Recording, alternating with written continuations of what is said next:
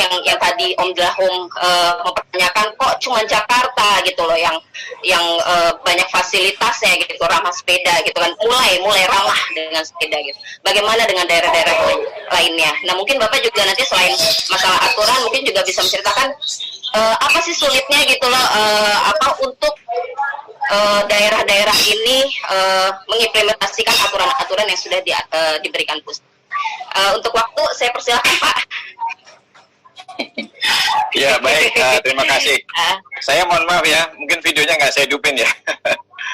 Karena saya baru saja dari semalam saya jalan dari Jakarta untuk memantau lalu lintas saat libur panjang 17 Agustus dan saya baru nyampe ke Purwokerto nih.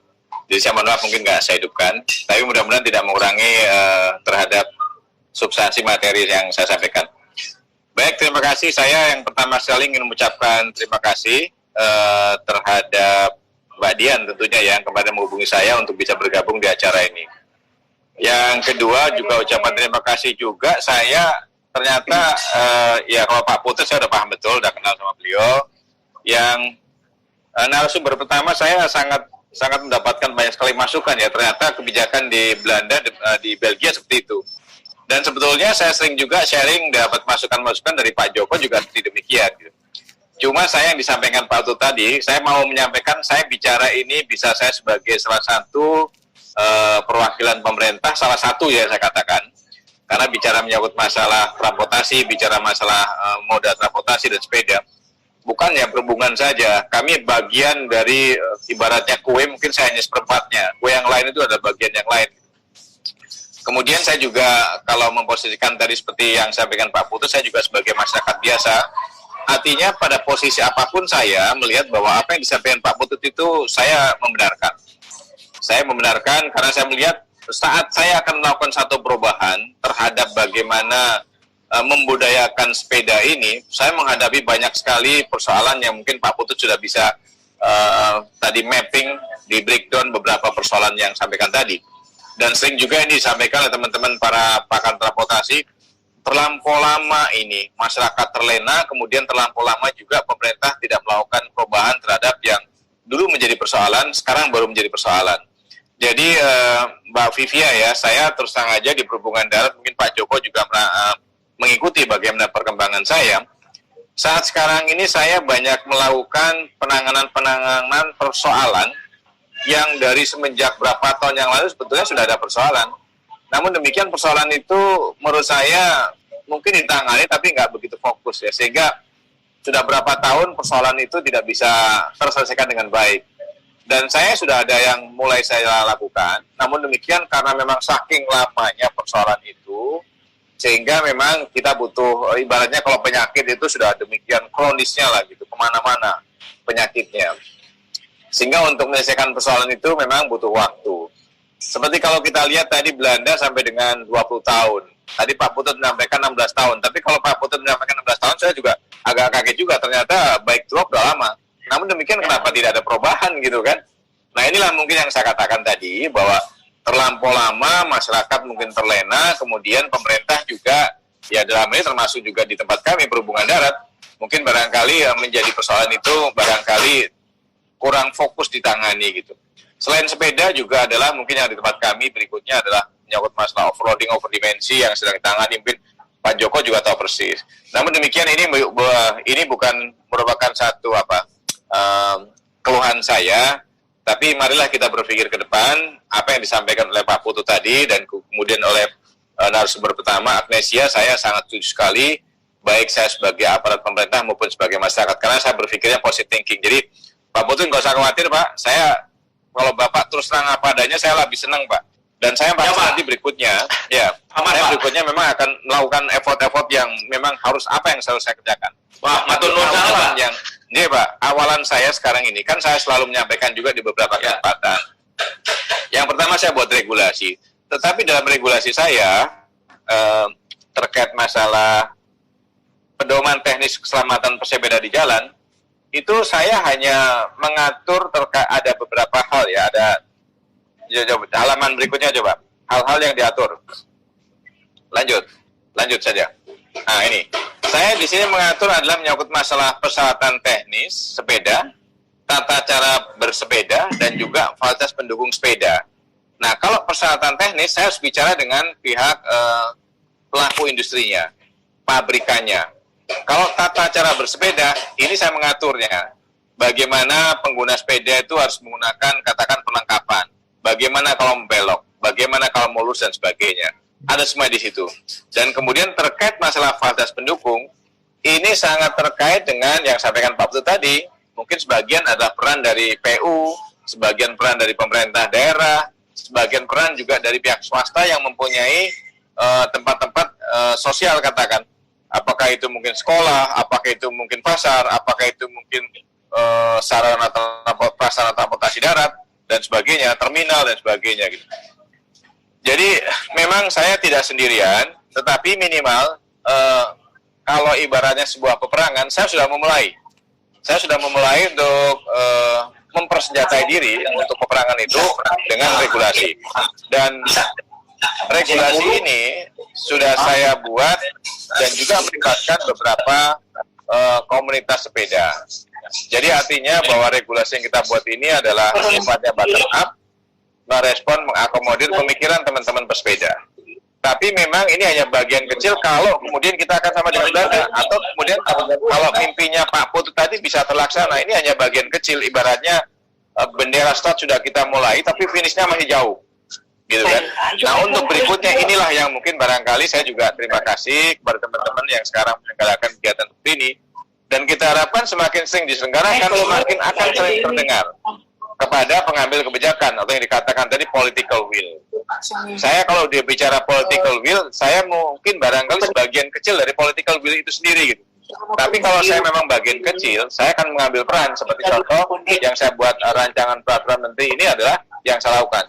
Nah, kemudian political will yang berikutnya cukup banyak, siapa di dalamnya? Ada gubernur, ada bupati, ada PU, ada kepolisian, ada Kementerian Keuangan, ada Bappenas dan sebagainya gitu. Jadi saya cukup apresiasi apa yang disampaikan oleh dari Belanda tadi. Saya kira akan menjadi pembelajaran bagi Indonesia gitu. Kalau kita akan mendorong. Jadi dan sebetulnya yang disampaikan Pak Putut ternyata sudah cukup banyak juga. Namun demikian pergerakan tidak begitu cepat ya. Memang yang disampaikan Pak Putut betul, political will yang mengambil peran. Nah sekarang tinggal bagaimana ada Pak Joko di sini sebagai pengamat transportasi. Ya, kalau Pak Joko komunikasi dengan saya cepat dan mudah. Tetapi dengan yang lain barangkali mungkin dengan Bappenas, dengan PU dan sebagainya. Karena memang untuk menyempurnakan terhadap bagaimana pesepeda ini bisa nyaman, bisa terlindungi dari aspek keselamatan, saya kaget juga tadi Pak Putut menyampaikan sudah ada sekitar 29 yang meninggal dunia.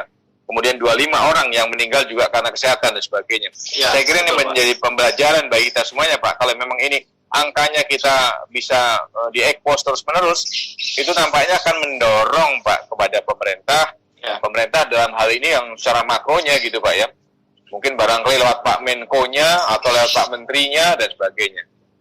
Dan dari regulasi yang sudah kita buat ini, saya sebenarnya sudah langsung bergerak lagi untuk persiapan melakukan sosialisasi. Dan berikutnya juga adalah mulai mengajak.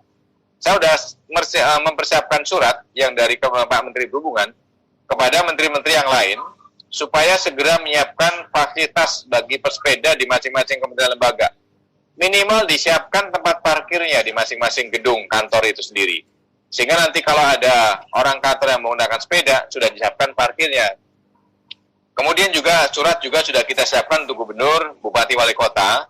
Betul disampaikan tadi, di dalam Undang-Undang Nomor 22 Tahun 2009, NMT, Non-Motorized Transportasi, itu adalah kewenangan, lebih banyak kewenangan pemerintah daerah. Ya. Jadi kalau kemudian saya membuat semacam payung hukum yang sifatnya di atas, yang akan menjadi yang makro, nanti lebih menukik lagi, lebih teknis lagi, itu akan dibuat oleh gubernur, bupati, dan wali kota. Nah, di sanalah mungkin barangkali mungkin Pak Putut dengan teman-teman Pak Joko bisa segera menyuarakan kepada para bupati, wali kota, gubernur, dan sebagainya untuk menyiapkan jalur sepedanya.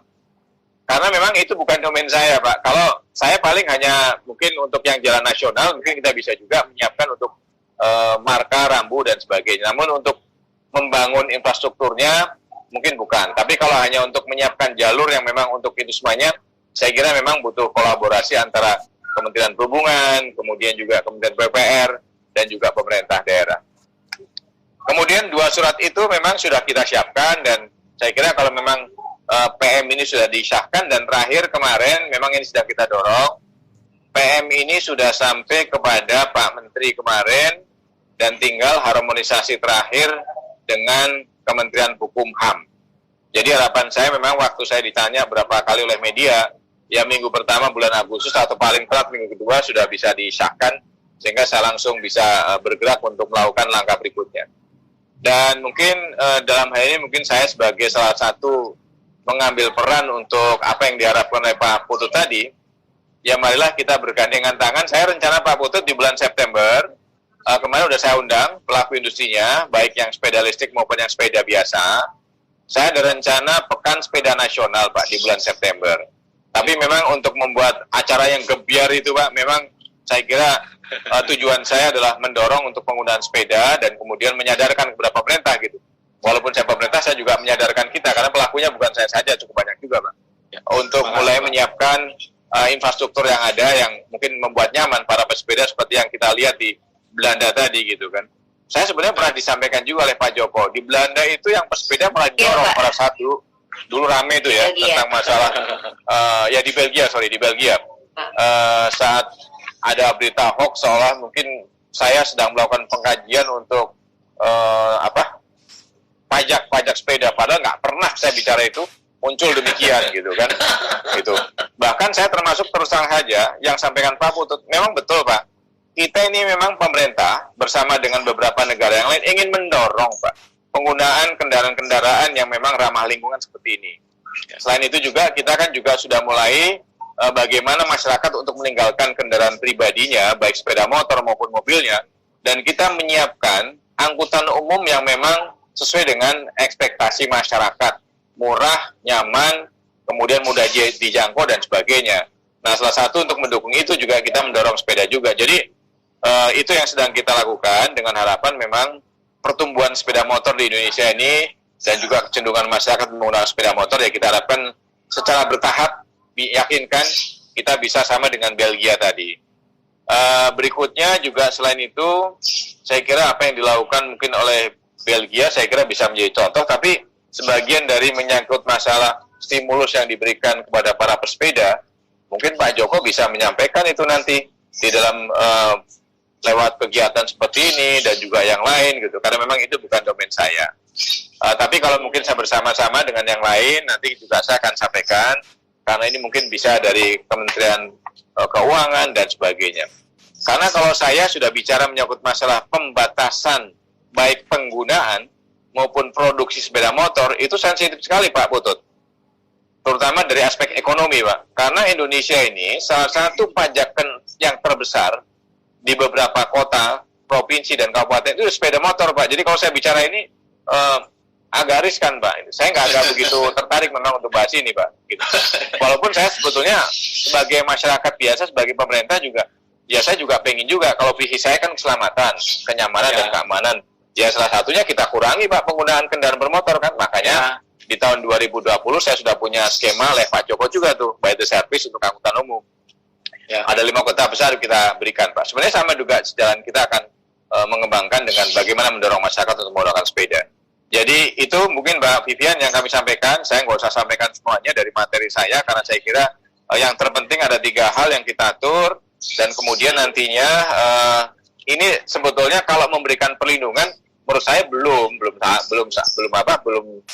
final gitu, karena memang harus disiapkan infrastrukturnya, dan kemudian kepada penggunanya kan kita juga tahu kalau mungkin model kayak Pak Putut menggunakan sepeda pasti menggunakan helm. Nah di kita pasti kalau menggunakan sepeda pasti bermacam-macam gitu kan.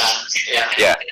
Saya kira demikian. Saya kira saya appreciate sekali dengan apa yang disampaikan oleh 2 pembicara awal, dan menjadi pembelajaran juga bagi kita, bagi saya juga, bahwa saya setuju sekali apa yang disampaikan, dan kita akan komitmen untuk membangun itu. Namun demikian memang butuh kolaborasi antara pihak pemerintah, dan pemerintah itu siapa saja Pak Putut sudah tahu semuanya. Pak Joko juga sering menyampaikan dengan pihak masyarakat. Saya kira demikian.